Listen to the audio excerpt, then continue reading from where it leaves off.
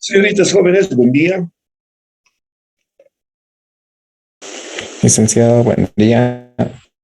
Bien, revisemos el tema número 10,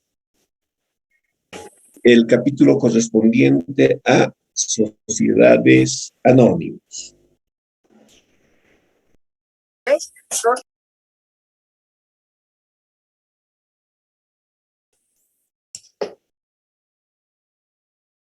Bien, ¿quién va a dar lectura?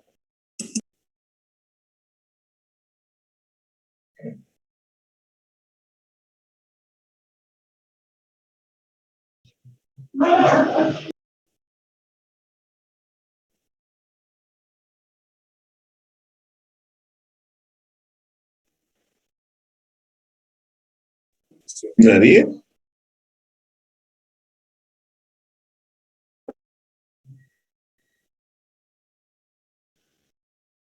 Licenciado, ¿yo podría darlo? Ya, don Raúl, buen día, por favor. Está bien. Concepto es la agrupación de tres o más personas naturales y o jurídicas identificadas como accionistas, que en cumplimiento de disposiciones legales constituyen mediante contrato un ente distinto de las personas que la conforman, obligándose a efectuar aportes de capitales necesarios con objeto de cumplir un fin determinado al ejercer el comercio con fines lucrativos, bajo una razón social con responsabilidad limitada y regida por un directorio de mandato temporal y revocable. Muy bien, gracias, mi estimado Raúl. Tenemos ahora una nueva sociedad de estudio. Hicimos en el primer tema una clasificación de las sociedades desde diferentes puntos de vista. Por la naturaleza de sus componentes, dijimos, pueden ser sociedades de personas, sociedades de capitales y sociedades mixtas. Muy bien. Ahora nos estamos refiriendo a las sociedades de capitales. Y entre estas sociedades de capitales tenemos a la sociedad anónima. La sociedad anónima. Muy bien. En ese entendido, a manera de conceptualizar, vamos a ir comentando también sus características, ¿ya?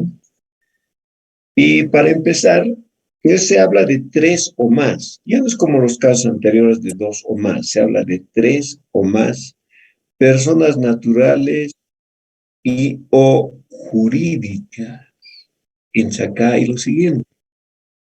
No solamente estas sociedades las constituyen personas naturales, no. Pueden constituir también conjuntamente con personas jurídicas. O directamente solo personas jurídicas, no hay ningún inconveniente. Es decir, que una sociedad anónima sea constituida por personas naturales, sí. Por personas naturales y jurídicas, sí. Solo por personas jurídicas, sí. No hay ningún inconveniente al respecto. Por tanto, esta es la primera gran distinción y característica de esta sociedad. Son personas naturales como también personas jurídicas, que se constituyen mediante contratos, sí, igual que todas las demás sociedades. Tienen necesariamente un testimonio de constitución. Y por supuesto, al igual que en los casos anteriores, esta sociedad comercial es diferente de las personas naturales y o jurídicas que la constituyen. Y de allí surge otra característica que es la personalidad jurídica. Y la personalidad jurídica no es nada más de que estas empresas puedan ser sujetos de derecho, sujetos de derecho. Es decir, que no poseen una existencia física, no poseen una existencia visible, sino una existencia ideal, o si gustan, una existencia jurídica, que por supuesto las disposiciones legales las reconocen. Entonces, sí, por eso decimos que es un ente diferente del que constituyen, en función a quiénes, a esas personas naturales como a esas personas jurídicas. Acá viene otra característica que es su responsabilidad. Y en este caso la responsabilidad es limitada. Muy similar a lo que estudiamos en sociedades de responsabilidad limitada. Por supuesto que también acá tienen que realizar aportes de capitales, sí, sí, necesariamente tienen que realizar aportes de capitales todos y cada uno de los miembros que constituyen esta sociedad. Y a diferencia de las anteriores, acá ya no utilizamos el término de socio, ¿no? Acá ya utilizamos el término de accionista. Entonces, las personas naturales, como también jurídicas, que realizan aportes de capitales en estas sociedades, técnicamente reciben la denominación de accionistas. Entonces, por tanto, estos accionistas necesariamente tienen que ser, tienen que efectuar aportes de capitales. En la concepción que tenemos de los aportes de capitales, y eso no ha variado, desde básica, pasando por el tema número 1, responsabilidad limitada, sociedades colectivas, no hay ningún inconveniente. Otra gran característica de estas sociedades es que su capital está integrado por acciones. Y las acciones sí son valores negociables. Sí se cotizan en un mercado o bolsa de valores. Esa es la gran distinción respecto de las cuotas de capital. Las cuotas de capital no son valores negociables, no están sujetas a cotización en un mercado de valor. En cuanto al mínimo de socios, que así establece la norma, son tres. El número de máximo, no hay número máximo. Esto es ilimitado, pero mínimo 3. En cuanto a restricción de actividades, no tienen restricción. Todas las demás sociedades que hemos venido estudiando no tienen esa posibilidad.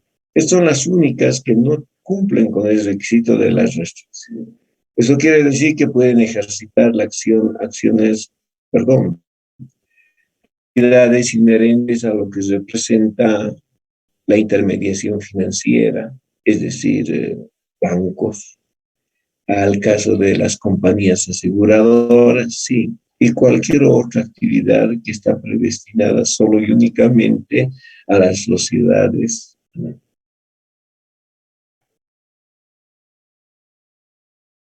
En cuanto a la inexistencia de capitales mínimos, no hay en términos generales, no. Pueden constituirse con cualquiera. Pero específicamente, si tomamos en consideración su actividad, sí existen capitales mínimos. En el caso de la intermediación financiera y en el caso de las compañías de seguros en nuestro medio. Existen tales mínimos, solo para ese. En las demás, no existe la indicación de un mínimo. Por eso decimos, no existe una normativa técnica que puede ser esta. En cuanto a los votos necesarios, sí, también se habla de los 2/3, por supuesto, pero esto es en situaciones tales y muy similares a las SRL, cuando quieren modificar la razón social, cuando se está hablando de aumentos de capital, cuando se está hablando de disminuciones de capital, cuando se quiere cambiar de objeto en la sociedad, sí, también sigue trabajando en función a los 2/3. Las demás otras decisiones, pues, están en función a que están en función simplemente a la mayoría absoluta. La constitución de reservas,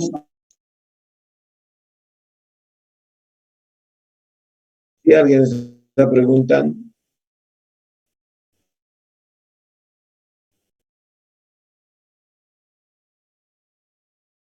Muy bien. Sí, estas necesariamente van a constituir reserva legal, bajo las mismas condiciones que las sociedades de responsabilidad idéntica. No hay variación, no hay variación, ¿no? En cuanto a la disolución por muerte, no. Igual que en las SRL, no hay la posibilidad de disolverse. Tranquilamente los derechohabientes o herederos, sí, coberturarán esas acciones, por supuesto, y habrá una persona quien los represente a todos. Otra gran característica es acá su constitución. Es la única sociedad que puede constituirse bajo dos modalidades. Puede constituirse por acto único, como también puede constituirse por suscripción pública de acciones. Eso vamos a revisar en su debido momento. Su administración está necesariamente regida por un directorio, y ese directorio es de mandato temporal por un determinado tiempo de trabajo. Irrevocable, que puede ser cambiado. No hay ningún inconveniente. Esas son las características que identifican a una sociedad anónima. Si tomamos el siguiente acápite de la denominación, en este caso utilizamos también el término de denominación, es el nombre con el que cuenta una sociedad anónima para poder ser identificada y diferenciada de las demás sociedades anónimas existentes. Según el Código de Comercio, tiene el artículo 218, donde se establece que a esa denominación o razón social se le deba aumentar las palabras sociedad anónima o su abreviatura, SA. Y además hay otra situación adicional acá. Normalmente en la razón social o denominación de estas sociedades anónimas se da a conocer la actividad de la empresa. Por ejemplo, Banco La Paz, sociedad. Entonces ya se conoce su actividad. Bolívar de Seguros, sociedad anónima, ya se conoce. Manufacturas de algodón, sociedad anónima, se conoce. Almacén La Estrella, sí. Entonces, en la denominación o razón social, sí, necesariamente acá se hace conocer el objeto de la sociedad, la actividad específica que va a desarrollar. Cuando hablamos de la Constitución, sabemos que este es un procedimiento jurídico y que está referido al cumplimiento de disposiciones legales en vigencia. Y que, por supuesto, estas normas tienen dos enfoques, un lineamiento general y un lineamiento específico. Por supuesto que sí. El lineamiento general, el que hace referencia a todas las sociedades comerciales sin excepción, y el específico, el que está en función a cada tipo de sociedad que se conoce nuestro código económico. Las disposiciones generales ya las conocen, están del artículo 125 al 170. Y las disposiciones específicas en este caso corren del 217 al 355. Y ustedes ya inmediatamente les llama la atención esto. 138 artículos. En las anteriores sociedades que hemos estudiado, pues no había esa situación, no había esa condicionante de tantas reglamentos. Entonces, por las características, por tener libre acceso a todas las actividades lícitas en nuestro medio, es mucho mayor respecto de las otras sociedades. Y esto, por supuesto, encontramos en los artículos 217 a 355. Decíamos que estas sociedades se constituyen mediante contrato, es decir, tienen su testimonio de constitución, y ese testimonio de constitución incluye todas las cláusulas de rigor que nosotros hemos comentado en el tema número 1, hemos comentado en sociedades de responsabilidad limitada y hemos comentado en sociedades colectivas. No hay mayor inconveniente al respecto. Pero sí hay algo que nos llama la atención, es su artículo 219. Este artículo 219 es el que faculta a que estas sociedades puedan constituirse por acto único o por suscripción de acción. Por supuesto que la forma más expedita, la forma más rápida para constituir una sociedad anónima es por acto. Y para constituir una sociedad anónima por acto único, se deben cumplir con los siguientes requisitos. Primero, que integren 3 accionistas, mínimo 3 accionistas.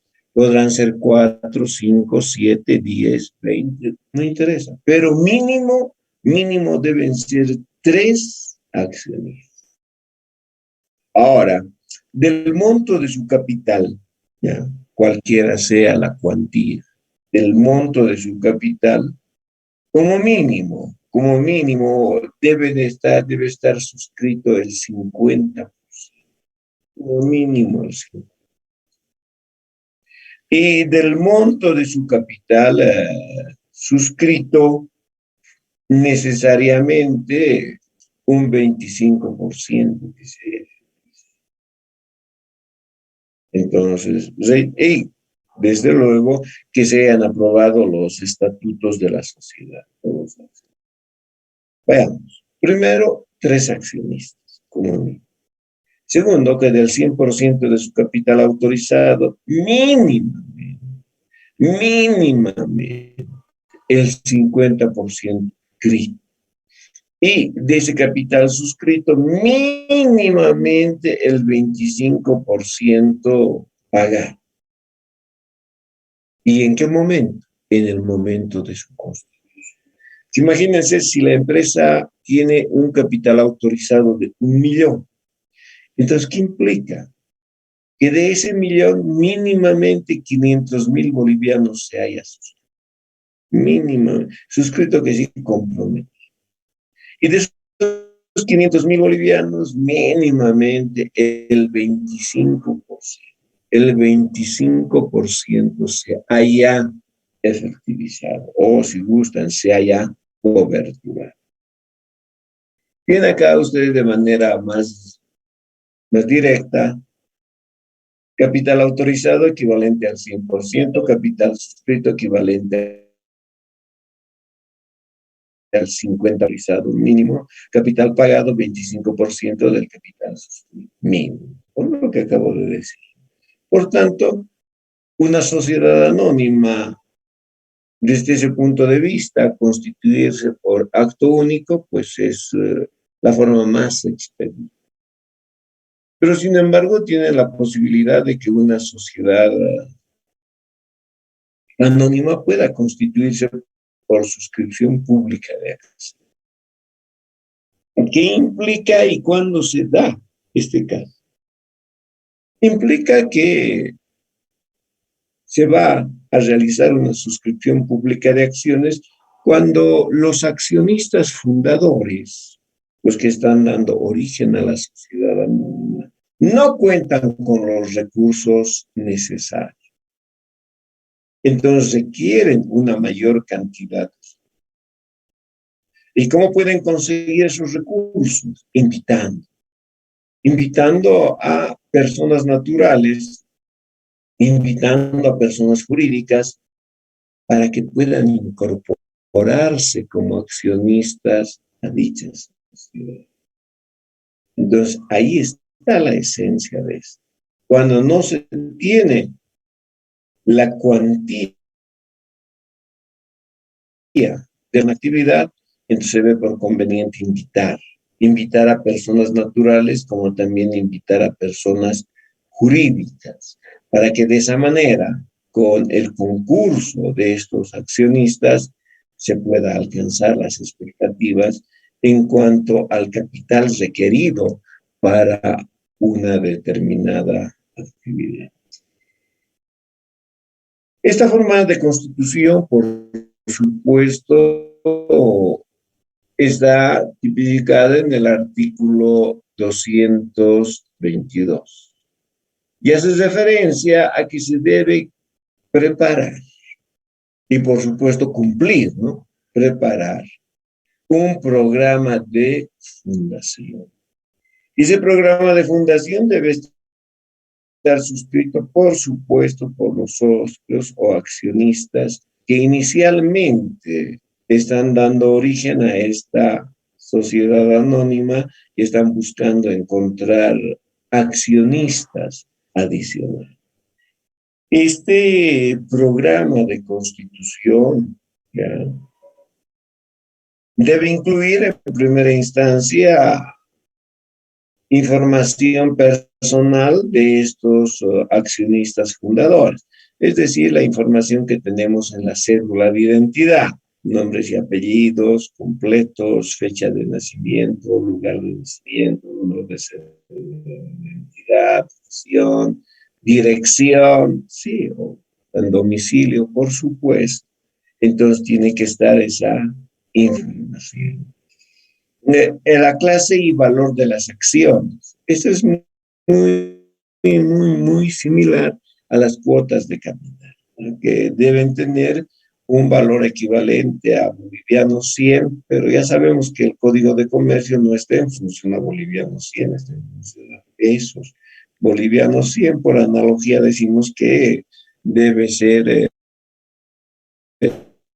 boliviano número de acciones y a la clase de acciones. El número de acciones es muy similar al número de las cuotas de capital. Su valor también, 100 o múltiplos de 100. Lo que acá sí adicionamos y varía es la clase de las acciones. Entonces se pueden tener acciones preferentes y acciones comunes, por supuesto. Y con otras características adicionales en función a la clasificación de las acciones que nosotros vayamos a estudiar. El número y clase de acciones que se reservan los socios o accionistas promotores, los que están dando origen a la sociedad. Tienen que acompañar un proyecto de estatuto, ¿no? Y el estatuto no es nada más que un conjunto de acuerdos entre los accionistas que una vez suscrito esos acuerdos se convierten en un reglamento interno de la sociedad y, por supuesto, de cumplimiento obligatorio por todos y cada uno de los accionistas. También se debe presentar las ventajas o beneficios que se están reservando los accionistas promotores, las personas que están patrocinando a esta sociedad anónima.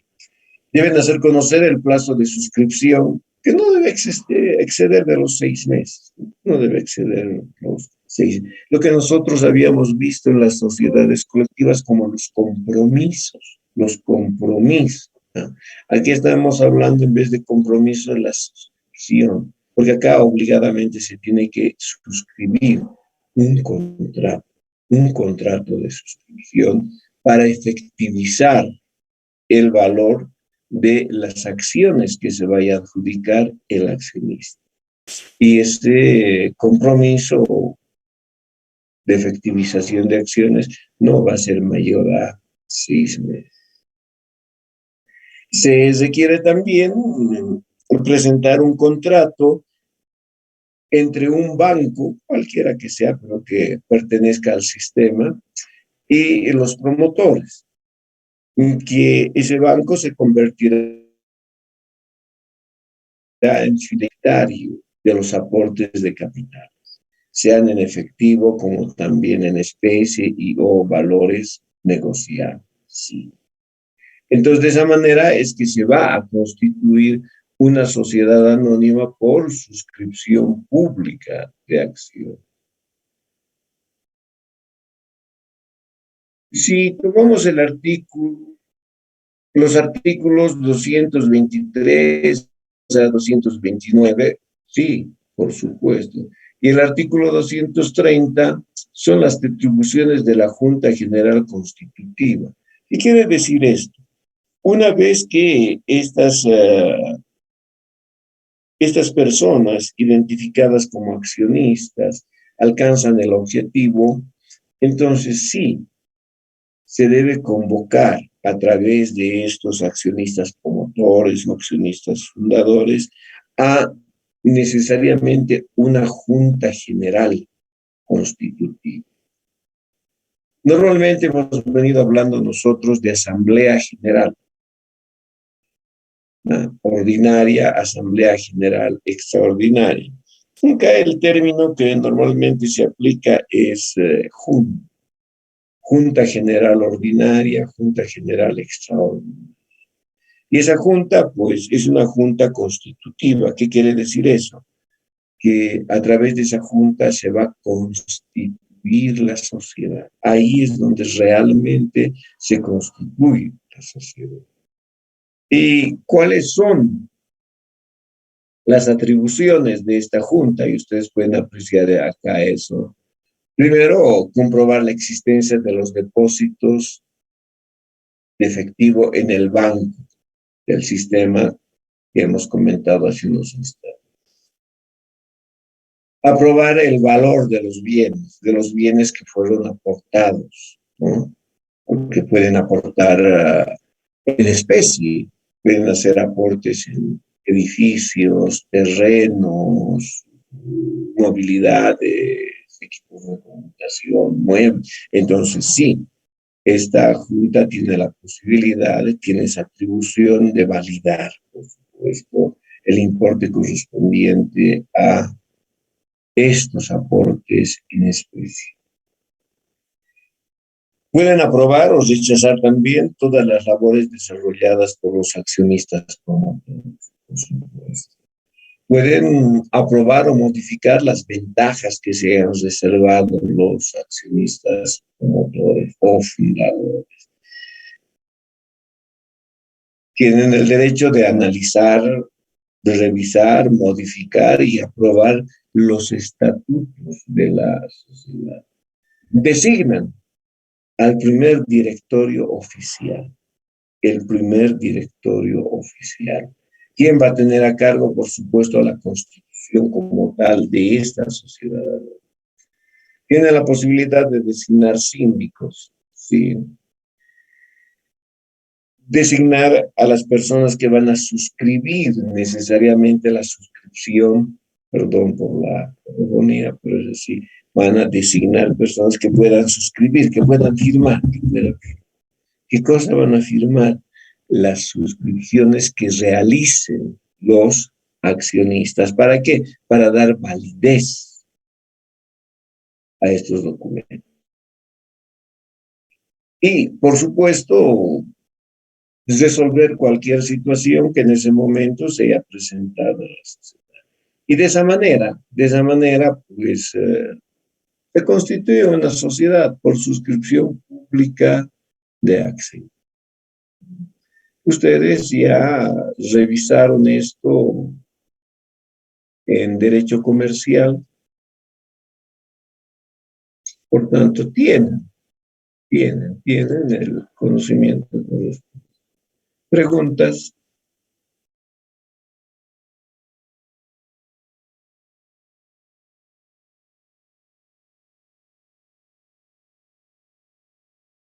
Muy bien.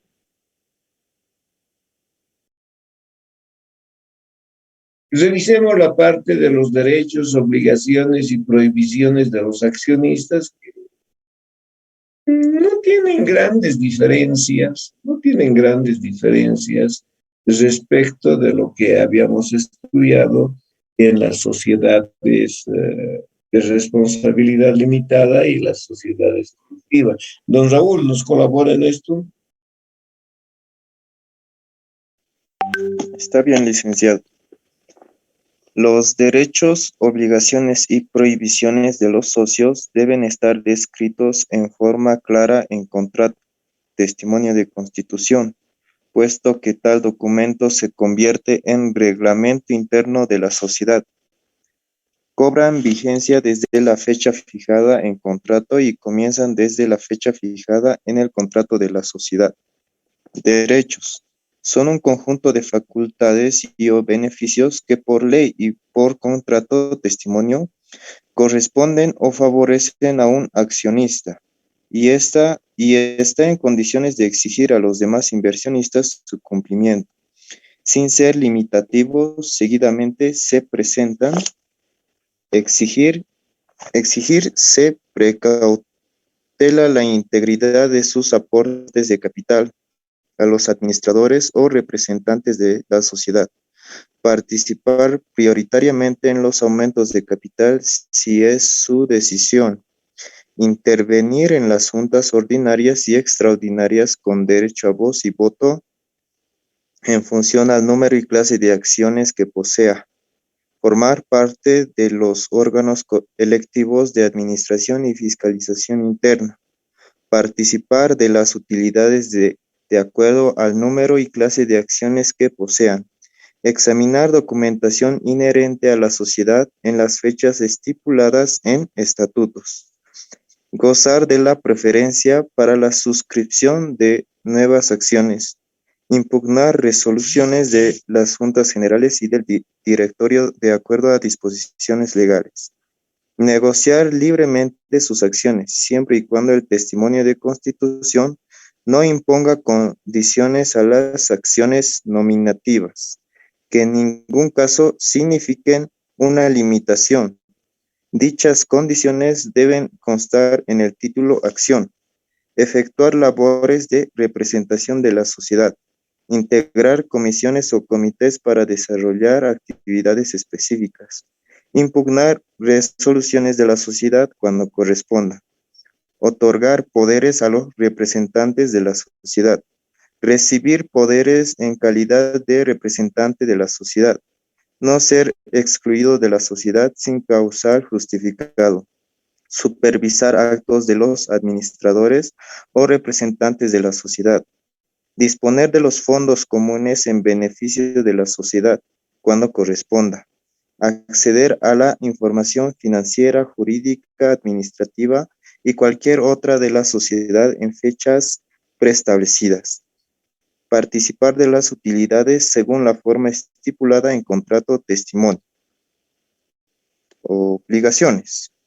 Son un conjunto de imposiciones y o compromisos que por ley y por contrato testimonio imponen cumplir a un accionista en favor de los demás inversionistas y con la sociedad, sin ser limitativos. Seguidamente se presentan efectivizar la totalidad de sus suscripciones, caso contrario son nulos sus derechos. Participación de las pérdidas de acuerdo al miembro y clase de acciones que posean. Participar en las disminuciones de capital necesarias. Asistir a las juntas ordinarias y extraordinarias de sociedad con derecho a voz y voto en función al número y clase de acciones que posea. Firmar actas del directorio y o junta de accionistas cuando corresponda. Desarrollar con eficiencia labores del directorio de la sociedad cuando corresponda. Desarrollar con eficiencia labores del plantel gerencial de la sociedad cuando corresponda. Cumplir con responsabilidad y esmero las misiones encomendadas. Dar cumplimiento estricto a las resoluciones de la sociedad, sean del directorio y o junta de accionistas. Otorgar poderes a los representantes de la sociedad. Recibir poderes en calidad de representante de la sociedad. Ser excluido de la sociedad con causal justificado. No entorpecer los actos de los administradores o representantes de la sociedad. Velar por el desarrollo lícito de las actividades empresariales. Prohibiciones. Son un conjunto de actos que por ley y por contrato o testimonio no permiten desarrollar a los socios por considerarse actividades lesivas hacia los socios, la sociedad y terceras personas. Sin ser limitativos, seguidamente se presentan: sustraer del fondo común efectivo no autorizado, disponer de los fondos comunes en beneficio personal, utilizar la razón social para fines personales, obtener anticipos o negociaciones con garantía de sus propias acciones, pedir información financiera, jurídica, administrativa y cualquier otra de la sociedad constantemente cuando no forma parte de la administración, efectuar competencia desleal con la sociedad, tomar decisiones cuando no le corresponda, dar a conocer información confidencial de la sociedad, arrogarse representación cuando no le corresponda, efectuar labores que vayan en desmedro de la actividad empresarial. Muy bien, gracias, mi estimado Raúl. Grandes novedades no tenemos, excepto esas partes donde dicen de acuerdo al número y clase de acciones, por supuesto. Accionista que se haya adjudicado un mayor número de acciones, accionista que tendrá un mayor derecho sobre la sociedad, por supuesto. Que eso guarda relación de manera similar con lo que hemos comentado en las sociedades de responsabilidad limitada. Socio que tiene mayor número de cuotas de capital, socio que tiene mayor derecho sobre la sociedad, por supuesto, acá es de igual manera. Y con un aditamento, ¿no? De acuerdo al número y clase de acciones, siempre y cuando en la sociedad se hayan emitido diferentes clases de acciones, por supuesto que sí. Esas son las grandes puntualizaciones que tendríamos acá. Los demás derechos, obligaciones y prohibiciones, pues, tienen mucha semejanza con lo que hemos estudiado en las anteriores sociedades. ¿Alguna pregunta?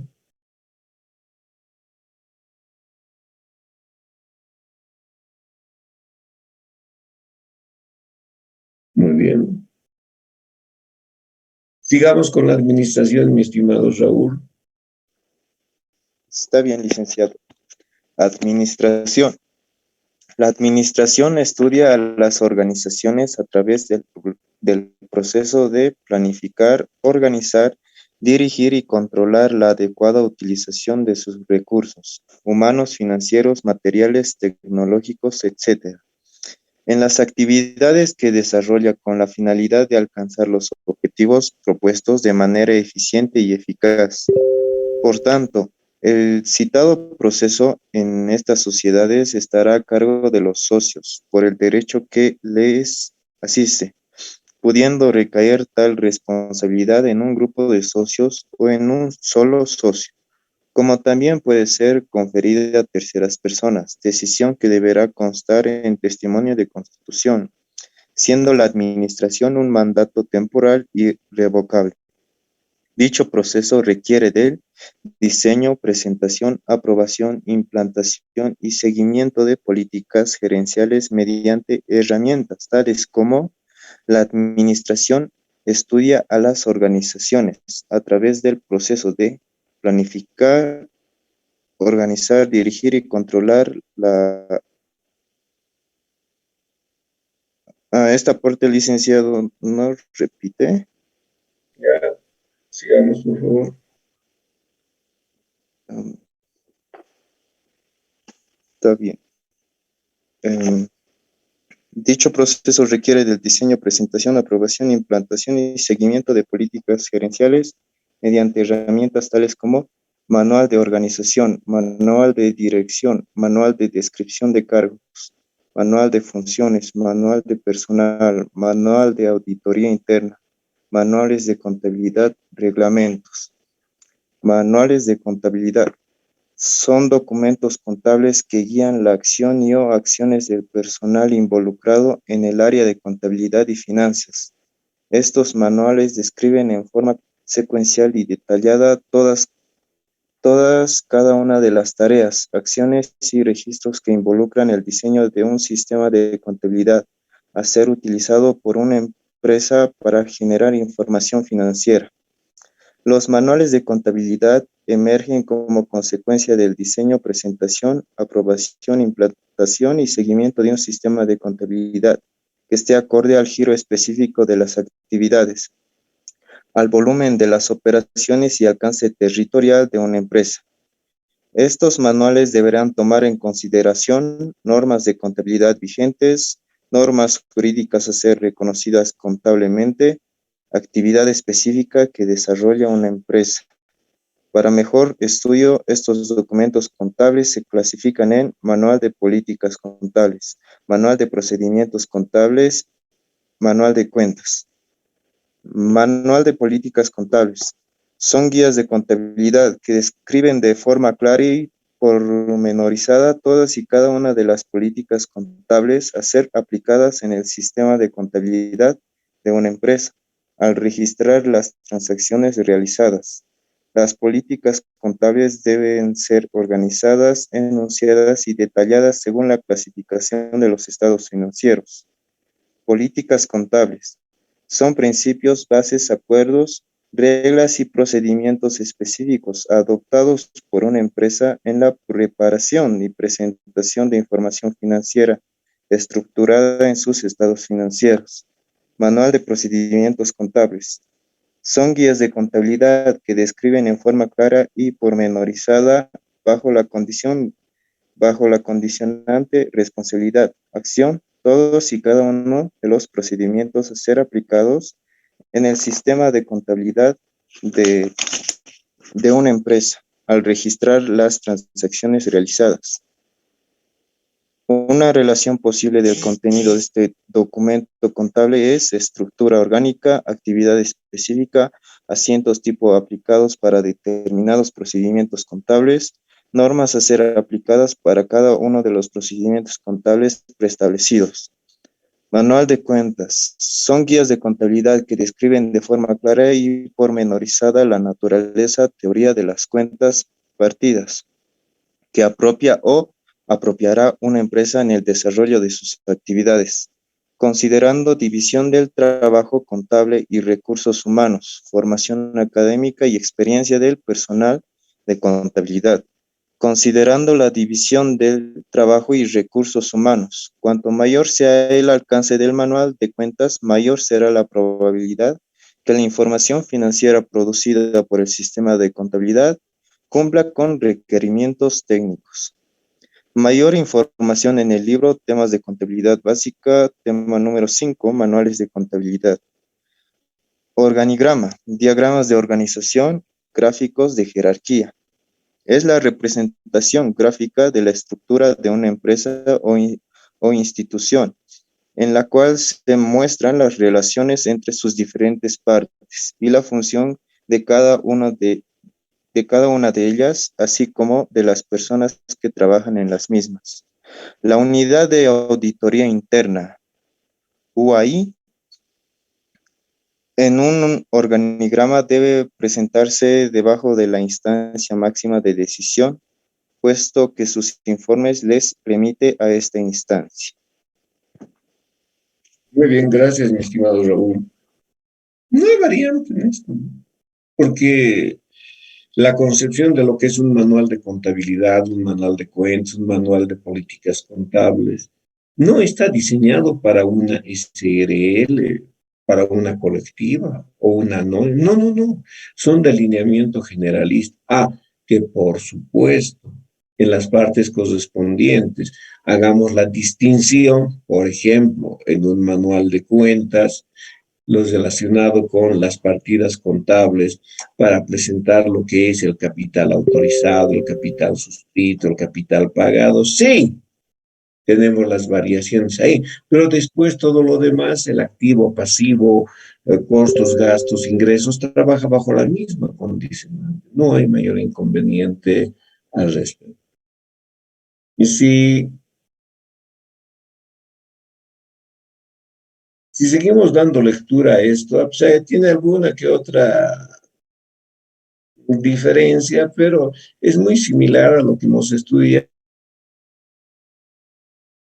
es responsabilidad limitada. Particularmente estamos presentando lineamientos que hacen referencia a artículos específicos del Código de Comercio relacionados con las sociedades anónimas. Por tanto, es la particularidad de esta clase de sociedad. En cuanto al directorio, pues, ¿qué podemos decir? Acá tal vez sí podamos volver a dar lectura por las características relacionadas a esta instancia de dirección empresarial. Por favor, Raúl. Está bien, licenciado. Directorio. La administración en las sociedades anónimas está a cargo de un directorio de mandato temporal y revocable, conformado por 3 miembros como mínimo, identificados como directores. Los estatutos pueden ampliar hasta 12. Son nombrados por la Junta General Ordinaria por periodo determinado, pudiendo ser reelegidos. Deben presentar fianza antes de ejercer el cargo, siendo este personal e indelegable. Las remuneraciones no excederán el 20% de las utilidades. De existir pérdidas, la Junta General autorizará el monto. El presidente del directorio ejerce la representación legal de la sociedad. Son personal y solidariamente responsables de los daños y perjuicios que causen a la sociedad o a terceros.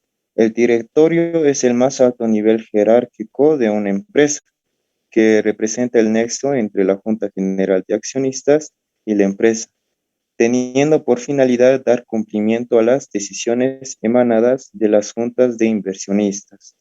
Los miembros del directorio podrán adoptar denominaciones de presidente, presidente ejecutivo, director ejecutivo, vicepresidente, secretario, vocales, etc. Este directorio deberá reunirse periódicamente, dejando prueba escrita de dicha labor al suscribir actas del directorio. Los miembros del directorio percibirán una remuneración fija o por sesiones denominada dietas, fijada por la asamblea de socios, no pudiendo sobrepasar a la máxima remuneración del principal ejecutivo, en cumplimiento del Decreto Supremo 24.051. Código de Comercio tipifica artículo 310. No pueden ser directores los impedidos y prohibidos para ejercer el comercio, conforme dispone el artículo 19. Los que tengan conflicto de intereses, asuntos litigiosos o deudas en mora con la sociedad. En un mismo directorio, los que tengan entre sí parentesco hasta el cuarto grado de consanguinidad o segundo de afinidad inclusive. Los síndicos o personas que ejercen funciones de fiscalización en la misma.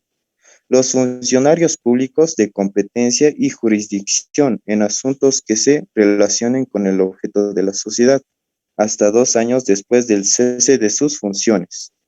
Los sentenciados por delitos cometidos en la Constitución, funcionamiento y liquidación de sociedades o por otro delito común, hasta 5 años después de haber cumplido la condena impuesta. Artículo 329, Código de Comercio. Artículo Está bien, mi estimado Raúl, pero son cuestiones eminentemente legales las que estamos presentando acá, respecto de las limitaciones que puedan darse en determinadas personas para poder ser director, es decir, formar parte del directorio de una sociedad anónima. Nos interesa a nosotros, sí, de manera muy particular, a partir del numeral 8, relacionado, por supuesto, con lo que representa para nosotros el capital, y el capital en una sociedad anónima. Por favor, Raúl, revisaremos esta parte. Esto está sí bien, nos licenciado. interesa. Capital es el conjunto de aportes materializados en recursos que los inversionistas o accionistas propietarios de su patrimonio personal entregan a una empresa para el desarrollo de sus actividades, debiendo ser evaluados con fiabilidad en términos de unidades monetarias nominales o en unidades de poder adquisitivo constante. Aportes de capital. Son aportes del capital de una empresa originados por contribuciones de diferente índole que representan la participación de cada inversionista, valuadas con fiabilidad en términos de unidades monetarias nominales o en unidades de poder adquisitivo constante. Ver tema número 1, patrimonio. Código de Comercio tipifica, artículo 142, el capital social será fijado de manera precisa, pero podrá aumentarse o disminuirse conforme a las cláusulas establecidas en la escritura social o en los estatutos, salvo que disposiciones legales establezcan capitales mínimos para determinadas actividades comerciales. Artículos 187, 198, 343, 355. Gracias, mi estimado Raúl. Entonces, ingresamos a la parte técnica relacionada con nuestra formación y, por supuesto, hablamos del capital. Y lastimosamente no puedo comentarles novedades acá porque este concepto de capital hemos estudiado en contabilidad. Hemos revisado en el tema número 2, que hace referencia al patrimonio. Nuevamente hemos comentado en sociedades de responsabilidad limitada, en sociedades colectivas, y ahora ustedes pueden apreciar que no varía absolutamente nada. ¿Por qué? Porque el concepto de capital, el concepto de aportes de capital van a ser mantenidos como tal. Y lo que les dije, ¿no? Que se va a establecer el capital para la sociedad, excepto para actividades específicas. ¿Y cuáles son esas actividades específicas? Particularmente la actividad de intermediación financiera, la banca, y las actividades de seguro, compañías aseguradoras. Para esas sí, se tienen que cumplir con capitales mínimos preestablecidos. Cuando hablamos de la denominación y conformación del capital, estamos haciendo referencia a los títulos de las partidas contables de capital en función a ciertas condiciones y a la conformación de estos capitales, por supuesto. En cuanto a la denominación, aquí sí tenemos distinciones que solo las hemos comentado, pero acá tenemos que necesariamente revisarlas de manera mucho más detenida y los relacionado con el capital autorizado, el capital suscrito y el capital pagado, necesariamente. Por favor, mi estimado Raúl, vamos con capital autorizado. Está bien, licenciado. Es el equivalente en términos de unidades monetarias que representa el monto máximo o límite hasta el cual una sociedad anónima puede emitir la totalidad de sus acciones. Capital suscrito.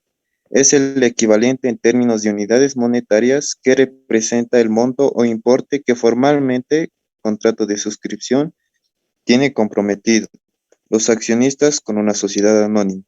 Capital pagado. Es el equivalente en términos de unidades monetarias que representa el monto o importe efectivizado o coberturado por los accionistas, de acuerdo al número y clase de acciones suscritas. Muy bien, gracias, Raúl. Estamos hablando de tres conceptos de lo que es el capital autorizado, capital suscrito y capital pagado. Por favor, que no se entienda, ¿ya? Que estas tienen que ser partidas contables como tal.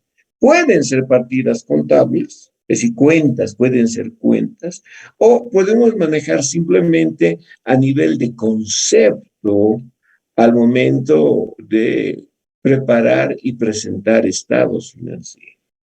O podemos manejar también solamente a nivel conceptual durante el proceso de constitución de una sociedad anónima. Entonces, tienen las dos posibilidades, que en algún momento pueda ser utilizado como título de cuenta o simplemente trabajar a nivel de lo que representa un concepto en función a una determinada fase del proceso de constitución. Cuando nos referimos al capital autorizado, es la cuantía máxima de una sociedad anónima y puede emitir sus acciones simplemente hasta ese valor. Ejemplo, imagínense, la sociedad anónima fija un capital de 5 millones de bolivianos, ¿ya? 5 millones de bolivianos, y sus acciones tendrán un valor de 100. Si dividimos entre 100, ¿qué implica? Que esta sociedad va a poder emitir hasta 50.000 acciones. O podría ser que sean los 5 millones, pero que las cuotas de capital sean de 200 bolivianos. Perdón, las acciones tengan un valor de 200 bolivianos. Entonces tendrá que emitir 25.000 acciones. O que se establezca verídicamente esos 5 millones de capital y que las acciones tendrán un valor de 500 bolivianos. Entonces tendrá que emitir 10.000 acciones. O que verídicamente se llegue a los 5 millones de capital y las acciones tengan un valor nominal de 1.000 bolivianos. Entonces, ¿qué implica? Que emitirá hasta 5.000 acciones. Entonces, esto estará en función a la decisión de los inversionistas, de los accionistas, por supuesto con el asesoramiento nuestro y de los abogados que estén presentes al momento de constituir dicha sociedad. Entonces, a eso hace referencia.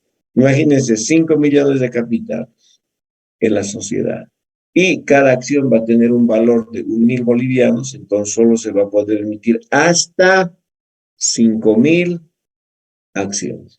El hecho de hablar del capital autorizado, que se puede emitir, como estamos ejemplificando, hasta 5 millones, 5.000 acciones, no implica, no implica que al constituirse la sociedad, el 100% de estas acciones vayan a ser autorizadas y vayan a ser emitidas, no necesariamente, no necesariamente. Cuando hablamos del capital suscrito, el capital suscrito no es nada más que el compromiso formal y está documentado. ¿Por qué? Porque tienen que suscribir un contrato de suscripción. Ejemplo, don Raúl dice, voy a adjudicarme 50 acciones de la sociedad. y cada acción tiene un valor de 1.000 bolivianos. Entonces, don Raúl tiene que efectivizar a la sociedad 50.000 bolivianos. Si no tiene ese momento para efectivizar como tal, firma un contrato de suscripción, donde se compromete de manera formal a hacer entrega de esa cuantía de aportes de capital en un plazo que normalmente no va a superar los 6 meses. Ese es el capital suscrito, los compromisos formales que asume. No necesariamente esto quiere decir que es el 100%, no, no, no. Imagínense, don Raúl va a suscribir esa cantidad de acciones y él propone efectivizar el 60% y ese 40% en 4 meses. Ese 40%, ese 40% viene a constituir el capital suscrito. Y así, como el caso de don Raúl, puede darse el caso en muchos otros accionistas y de esa manera tenemos el capital suscrito. Cuando hablamos del capital pagado, por supuesto que el capital pagado representa la cuantía en términos de unidades monetarias que realmente los accionistas entregaron a la sociedad para el desarrollo de sus. De esa manera manejamos estos conceptos de capital autorizado, capital suscrito y capital pagado. Imagínense, la sociedad va a tener un capital de 100.000 bolivianos, pero de ahí solamente suscriben 60.000 bolivianos, entonces 60.000 es su suscrito. De los 60.000 se efectiviza 40.000, entonces el capital pagado alcanza solo 40.000, el suscrito a 20.000 y el autorizado a 100.000. De esa manera es como nosotros podemos identificar a los aportes de capital en función a las fases que corresponden a un proceso de constitución en una sociedad anónima. ¿Preguntas?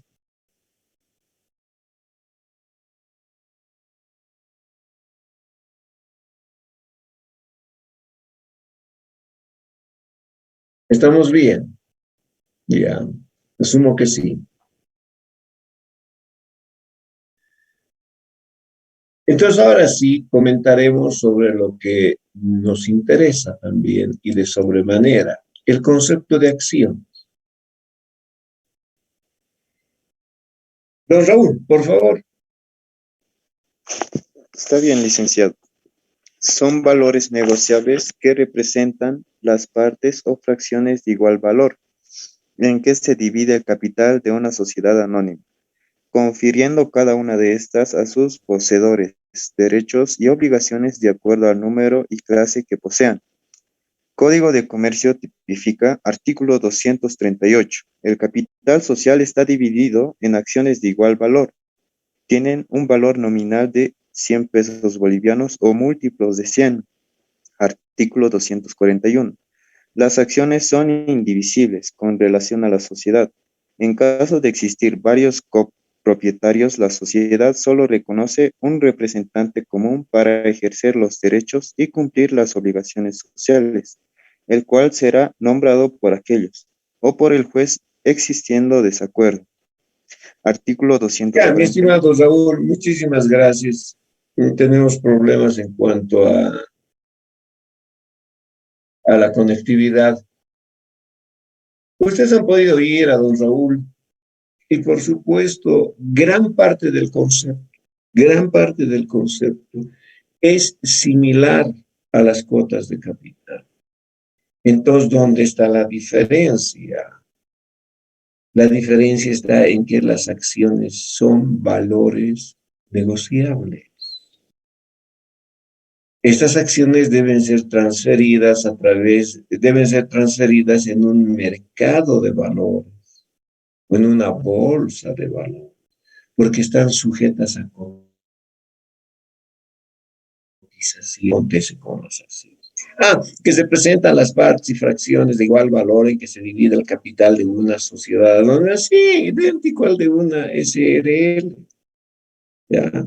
Y que obviamente cada una de las acciones confiere derechos y por supuesto también obligaciones a los accionistas.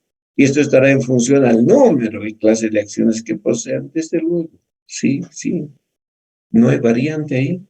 Pues la variación está en eso, de que las acciones son valores negociables, ¿no? Y todas estas acciones, por supuesto, tienen el mismo valor, ¿no?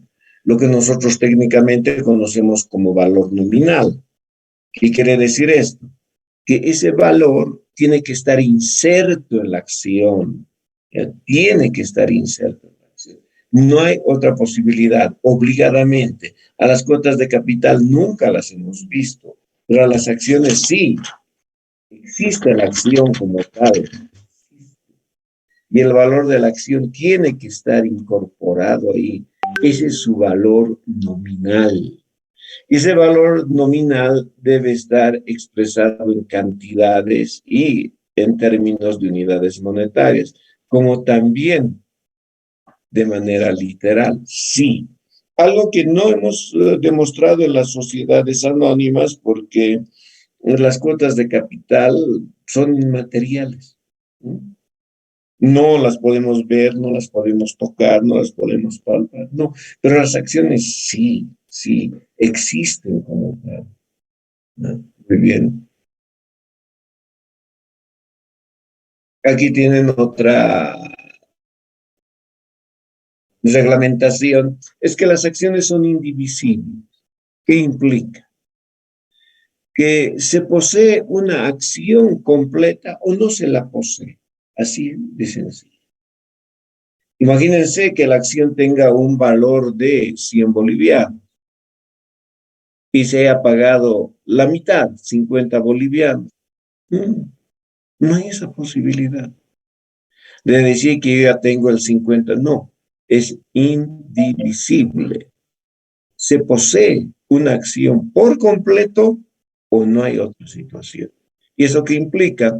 Que el 100% de su valor tiene que estar necesariamente efectivizado, el 100%. Y además que así se pueden ejercitar los derechos en una sociedad anónima. Y en otra acá que dice se pueden emitir acciones al portador. Sí, siempre y cuando se hayan pagado su valor nominal íntegramente.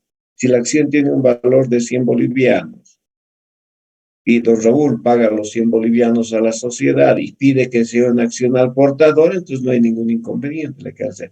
Pero si don Raúl cancela solamente 60 bolivianos y dice 40 voy a pagar en 30 días, quiero una acción al portador, no hay esa posibilidad. Tiene que estar íntegramente pagado su valor nominal de la acción. La transferencia de las acciones al portador nos requieren en dos, que nos, para lo que dice el artículo 254. Dicen por simple tradición, por transferencia directa, nada más.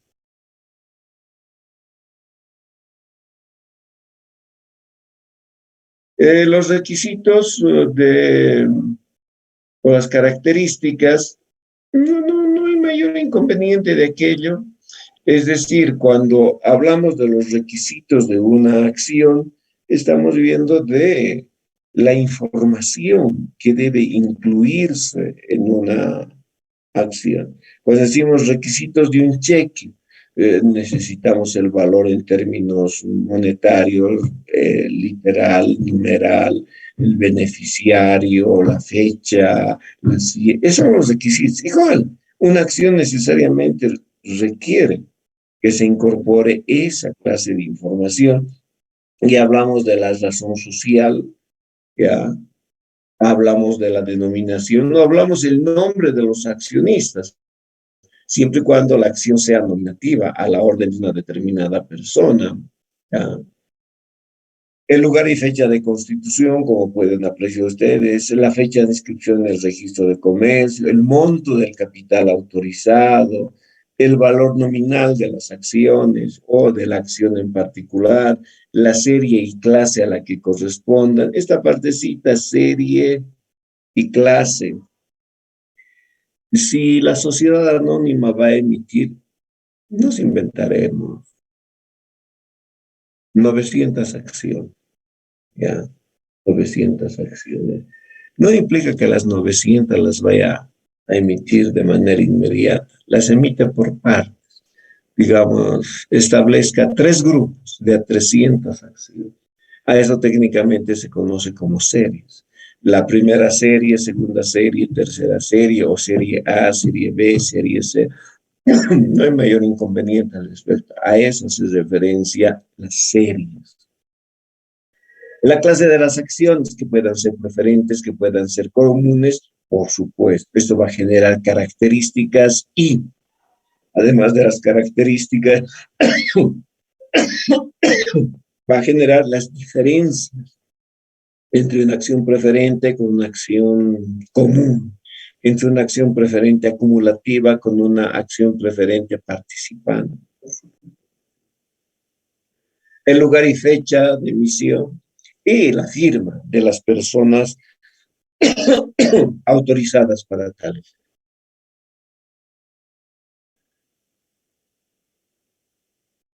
Preguntas hasta acá.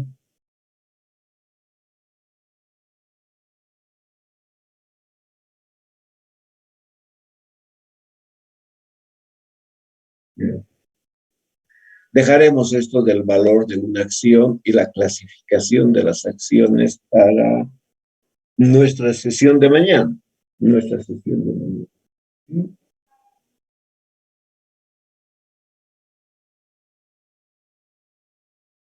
Muy bien. Si no hay ninguna pregunta,